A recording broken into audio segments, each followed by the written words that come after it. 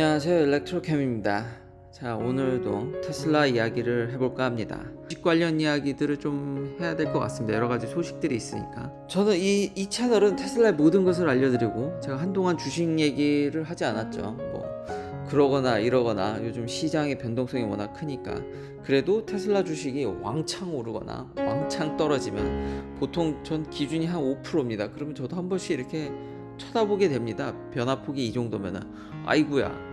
네, 오늘 한 5% 정도 내렸는데요. 장후까지 하면은 더 많이 내렸죠. 이게 바이든 대통령이 러시아가 또 침공을 하네 마네, 인플레이션 우려에 진짜 한치 앞을 못 보는 세상인 것 같습니다. 제가 지난 영상에도 얘기를 했었지만 이거 완전 롤러코스터. 오늘 기름값 얘기도 할 건데요. 그래서 테슬라에 좀 좋은 소식일 수도 있는데, 전기차를 타시는 분들한테 다 좋은 소식이죠. 어떻게 보면은 전기차를 계속 추천하는데 유가도 그렇고 진짜 단 몇 년 만에 이렇게 롤러코스터고, 참 하루하루를 예측하기가 무지무지 어렵습니다. 거기다가 실업수당도 조금 늘었다고 얘기를 하죠, 갑자기. 근데 이것도 워낙 늘 들쑥날쑥이기 때문에 예측하기가 어려운 것 같습니다. 그래도 이제 뒤이어서 얘기할 것들은 여전히 테슬라가 너무 압도적이고, 특히나 이 FSD에 대해서, FSD 베타에 대해서도 논란이 많고, CNBC가 그런 걸 문제 제기를 할 수도 있지 않냐. 그리고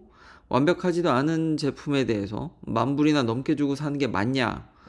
그것에 대해서 좋은 의견을 주셔가지고 제가 한번 그것을 반박해 보도록 하겠습니다. 이건 너무 명확해서요. 일단 테슬라가 너무 독보적이어서 저는 두들겨 맞는다고 생각합니다. 물론 일론 머스크가 지금 SEC를 고소했거든요. 이제 자유롭게 말할 권리에 대해서. 그리고 SEC가 지금 테슬라를 자꾸 두들겨 때리는 게 현 정부에 대해서 좀 반대적인 의견, 그런 부분들이 기사에 나와 있거든요. 너무 제가 볼 때는 테슬라가 독보적이다 보니까 견제를 많이 받는 것 같고, 이것도 사실인 것 같습니다. 현 정부와 좀 각을 조금 세우고 있죠. 이 말도 안 되는 게, 테슬라 모델 3는 진정한 아메리칸 메이드 차인데 그런 거를 얘기를 해주지 않고, 그런 것들이 다 영향이 있다고 봅니다. 정치적인 면을 배제하기는 어렵다고 봅니다. 그렇다고 그게 전부는 아니지만, 그러니까 하도 맞으니까 이제 일론 머스크도 반격을 하는 거죠. 그리고 저는 이 의견에 좀 동의를 합니다. 정치적인 배경이 다경이 섞여 있죠. NHTSA나 SEC도. 세상 모든 일이 100% 그것만으로 이루어지진 않지만, 그렇다고 그걸 또 배제할 수도 없는 상황인 거니까요. 다 복잡하게 얽히설키 얽혀 있는 게 지금의 현 사태이지 않나. 이렇게 단순히 얘기하기는 어려우니까 충분히 일론 머스크의 주장도 맞고, 그동안 맞은 거를 생각하면 이 정도는 충분히 할 수 있다고 생각합니다. 자, 이야기로 이제 돌아와서, 제가 이제 차를 가끔 살 건 아니지만 2급의 차가 없습니다. 진짜 미국에서 캐딜락 에스컬레이더는 참 독보적인 차입니다. FSD 얘기를 하면서 그 가격이 맞냐 틀리냐 얘기하는데, 왜 갑자기 GM 에스컬레이드를 얘기하냐. 그나마 내연기관에서 지금 주행 보조를 해줄 수 있는 회사가 쫓아오는 게 GM 크루즈를 자회사로 갖고 있는 GM입니다. GM이 굉장히 앞서 있습니다. 그나마 내연기관에서 비교를 하면요. 테슬라 제외하고. 자, GM은 슈퍼크루즈라는 핸즈프리 드라이빙을 제공을 합니다. 엄청 광고합니다. 손 떼고 운전해도 된다고. 하이웨이에서 자율주행이 된다. 최상의 레벨 2를 제공한다. 그리고 아이 트래킹을 하기 때문에. 근데 이 아이 트래킹도 문제 많다고 제가 지난 영상에 엄청 비판을 했죠. 인간은 정말 뛰어나고 어떻게 해서든지 방법을 찾아냅니다. 진짜 그 편안함으로 가기 위한 정말 간사함의 극치를 달리기 때문에, 아이 트래킹이고 나발이고 맘만 먹으면 진짜 그거를 다 비껴가려는 시도를 엄청 하고, 이것도 문제가 많다고 제가 얘기를 했습니다. 그러니까 본인이 항상 경각심을 갖고 잘 써야지. 다 이 양날의 검인 겁니다. 근데 핸즈프리라고 광고를 하죠. 그런데 이거 완벽하지 않거든요. 아니, 이런 거를 아무리 하이웨이에 좀 제한적이라고는 하지만, 이거 사고 나면 이런 불안전한, FSD 베타고 FSD고 그렇게 많은 팬덤이 형성이 되고 미국 내에서 지지를 많이 받는 거는, 테슬라가 늘 광고하는 것도 있지만 주행 보조가 우리한테 그래도, 그러니까 인간의 편의성을 증대시켜주고, 사람이 물론 그거에 너무 헤빌리 이렇게 기대가지고 악용해가지고 위험을 늘리기도 하지만, 통계적으로 평균적으로 훨씬 더 사고 위험을 떨어뜨린다라는 거에 대해서 NHTS는 그걸 과대 광고라고 얘기하지 않습니다.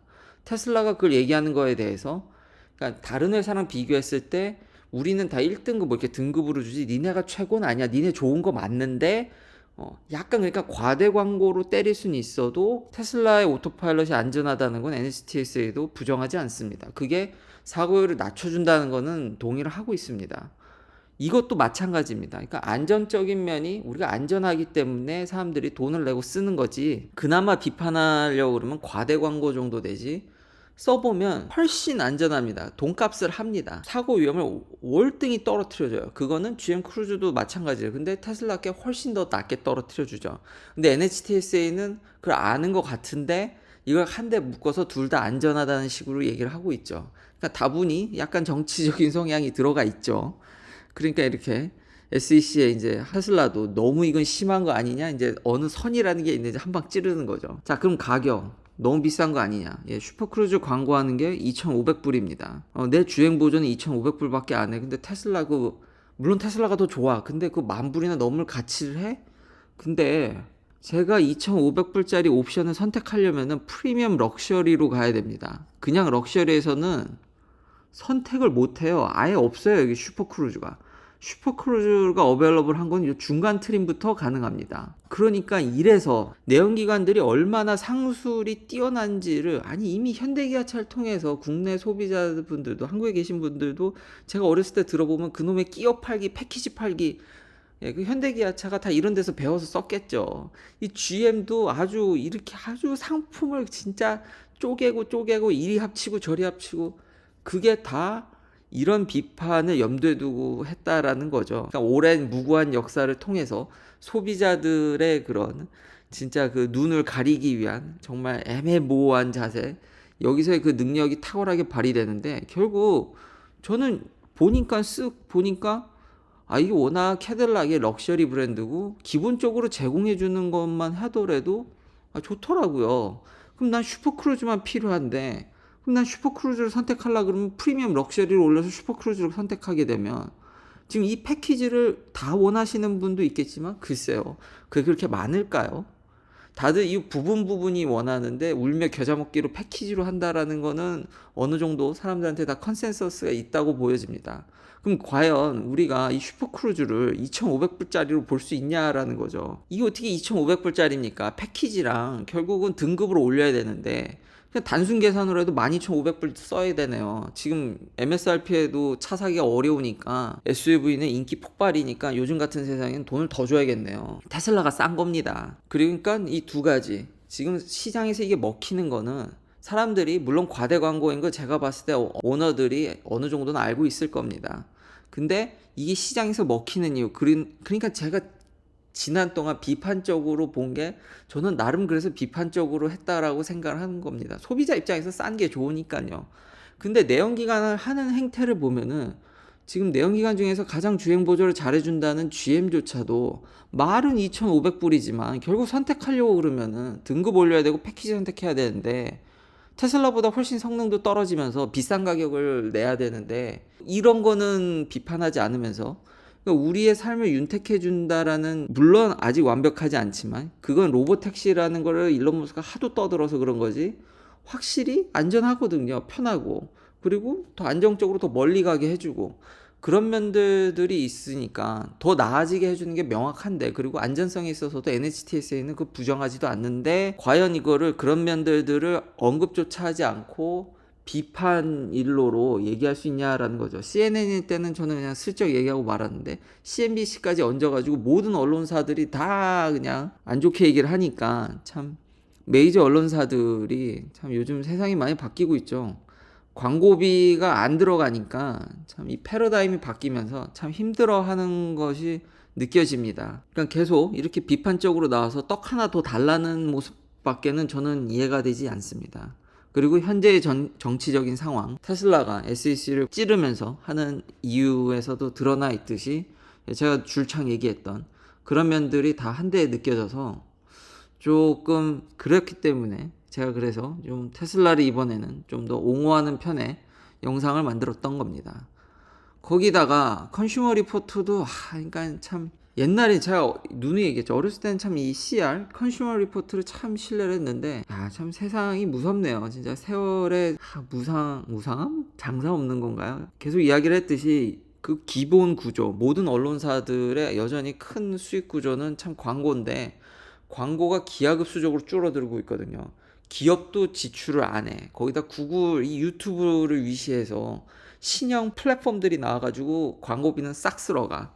완전히 지금 쪼그라들고 있거든요. 그러다 보니까 참 객관성을 많이 유지했던 저널들이 풍지박산 나는 게 요즘 보여지는 게 요즘 더 급격히 제가 통계도 보여드렸죠. 안타깝기도 하고 기술 변화에 이런 매스미디어도 박살이 난다라는 게 참 무서운데 모델 3 대비해서 포드 마기를 했다라는데 포드 마기 여전히 이런 미국의 여러 이제 개인 채널들을 가보면은 여전히 안 좋습니다. 제가 지난번에 제일 충격적이었던 거는 고속 충전은 80%까지 아니 속도가 줄는 건 이해를 하는데 80 이후로 레벨 2를 확 다운 시켜버리면 어떡하자는 겁니까?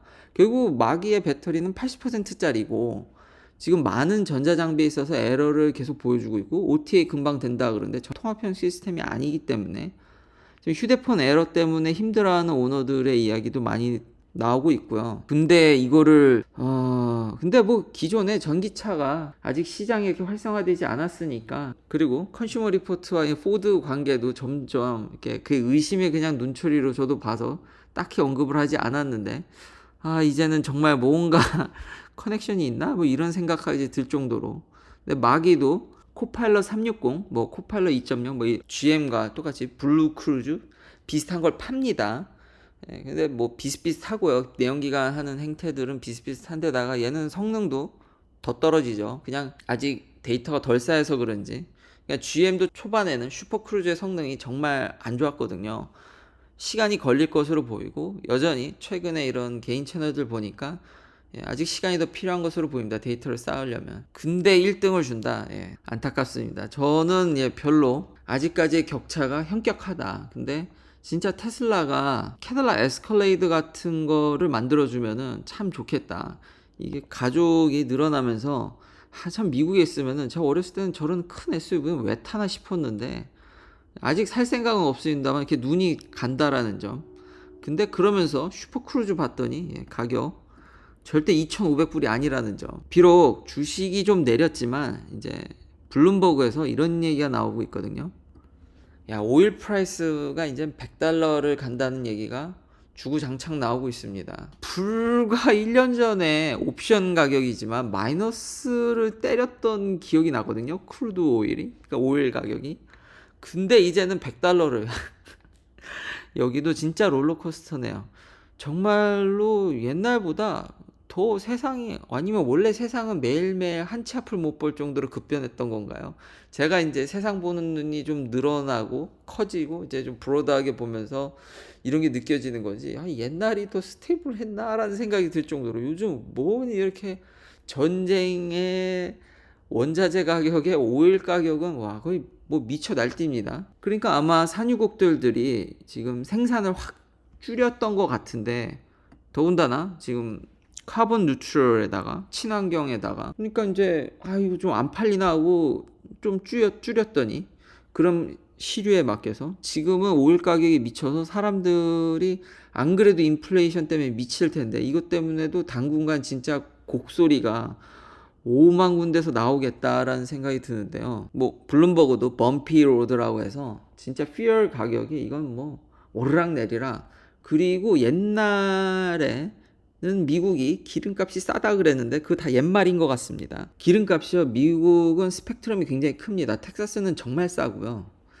뉴욕은 평균에서 평균 이상?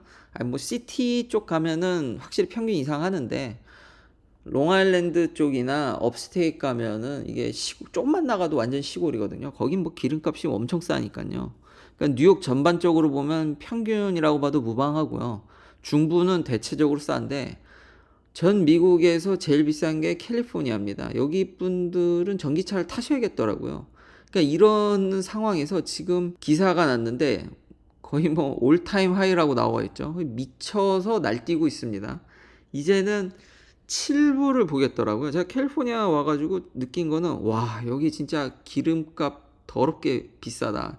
여기 분들은 어떻게 차를 타고 다니지? 이제는 한국하고 큰 차이가 안 나더라고요. 여기는요. 그러니까 전반적인 미국은 여전히 전체 평균은 한국보다 쌉니다.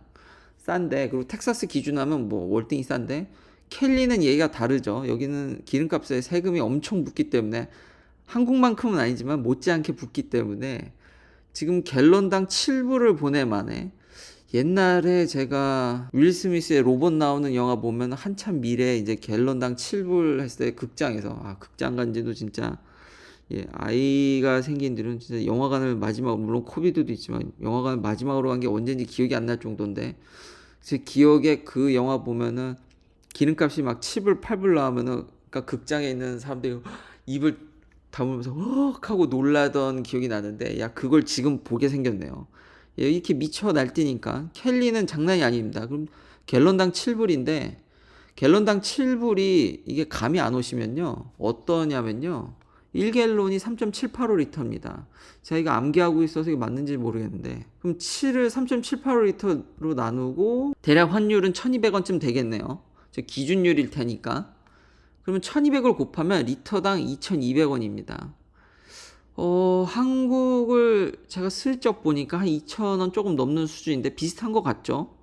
기름값이 만약에 갤런당 7불 가게 되면 지금 주변에 보니까 5불은 그냥 넘어버렸고 뭐 6불 해서 이제 7불 오나마나 하는데 그러니까 2,000원대니까 한국하고 큰 차이가 없어 보입니다. 근데 여긴 주행거리가 길죠. 땅덩이가 커서 더 많이 뛰어야 되는데 야 그래서 제가 이제 곡소리가 여기는 한시적으로 이렇게 한국처럼 무슨 탄력 세율 적용하나 이런 거 없나요? 여기는 야 어떻게 이거 기름차를 몰고 다니지라는 생각이 들더라고요. 그리고 제가 예전에 썼던 자료, 과거 자료를 보면 그래서 이제 테슬라한테 기회라고 얘기하는 게 과거의 기록을 보면은 기름값이 오르면 전기차 판매량이 늘었고 기름값이 떨어지면 전기차 판매량이 떨어졌습니다. 이게 거의 일치했습니다. 근데 왜 옛날 자료를 갖고 왔냐? 그 이후부터는 이게 2014년까지 자료거든요. 2011년부터. 그 이후부터는 자율주행이라는 게 치고 들어오면서 이게 디커플링이 조금씩 생기기 시작했습니다. 그러니까 변수가 많아진 거죠. 그러니까 시장이 좀 안정적으로 됐을 때 과연 기름값만 그러니까 메인 팩터로 봤을 때 시장에 어떤 영향을 봤을 때 보면은 요 구간이 맞기 때문에 제가 이걸 가져왔는데 정확히 일치합니다. 그리고 이렇게 올라가면요. 전기차가 엄청나게 올 한 해도 안 그래도 수요 미어 터지는데 난리 날 것으로 보입니다. 미쳐 날뛸 것으로 보이고요. 그런데 어제 얘기했듯이 원자재라든지 칩 쇼리지 여전히 내연기관은 거기서부터 헤어나오질 못하고 있습니다. 그렇기 때문에 저는 테슬라가 이때가 정말 기회라고 생각하고 왜 일론 머스크가 괜히 모델 S랑 X를 리프레시를 해가지고 생산이 좀 중간에 중단됐죠. 그래도 엄청 팔아먹었습니다. 이거를 좀 더 그냥 예전 버전을 길게 팔 거라는 후회를 느꼈었거든요. 지금 수요도 미쳤는데 기름값이 이렇게 가버리면은 정말 이거는 메인 팩터로 시장에 영향을 줄 수 있을 정도고 한동안 이거는 생산이 지금 늘고 있질 않기 때문에 늘 여력도 안 보이죠. 예전부터 석유라는 건 비탄력성 상품이었기 때문에 수요 공급을 그렇게 수요가 는다고 공급을 팍 늘리고 뭐 수요가 떨어졌다고 해서 공급을 확 줄이고 이게 안 되기 때문에 물론 이렇게 널뛰게 하는 건 이해가 되는데 원래 그런 상품이었기 때문에 최소 올 한 해는 거의 뭐 유일하게 대량 생산을 할 수 있는 테슬라한테는 초대박 호재죠.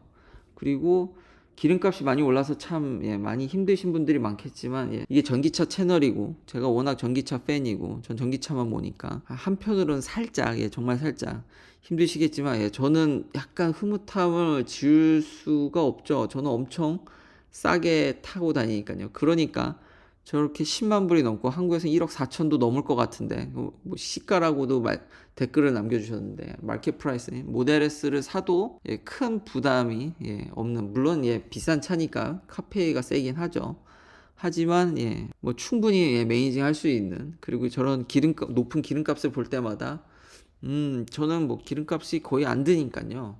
차값에 비하면 뭐 거의 없다 수준이기 때문에 행복하게 잘 타고 있고 진짜 캘리에 사신 분들은 전기차를 저는 강력 추천합니다. 굳이 테슬라가 아니더라도 이렇게 미쳐가지고는, 그리고 올 한 해 저 내려가진 않을 것 같은데, 참 유일하게 지금 대량 생산을 하고 있는 테슬라한테 호재고, 기가 텍사스에서 모델 Y가 지금 사진들도 이건 딱 봐도 테스트 차량이 아닌 것 같죠. 이제는 나오는 것 같은데, 여기가 빨리 돌면은 주식에도 충분히 호재고, 아무리 시장이 어렵다고 할지라도 이런 상황이라면은 충분히 유일한 대량 생산을 할 수 있는 테슬라한테 호재다. 그리고 다시 한번 미국 분들은, 이건 진정한 아메리칸 메이드는 저기 멕시코에서 생산하는 포드 마기 같은 거 사지 마시고요. 진짜 미국, 그러니까 뭐 맨날 그러지 않습니까? 트럼프 대통령도 그렇고 바이든 대통령도 그렇고 미국의 뭐 제조업을 살려야 되고 미국에서 생산된 걸 사라고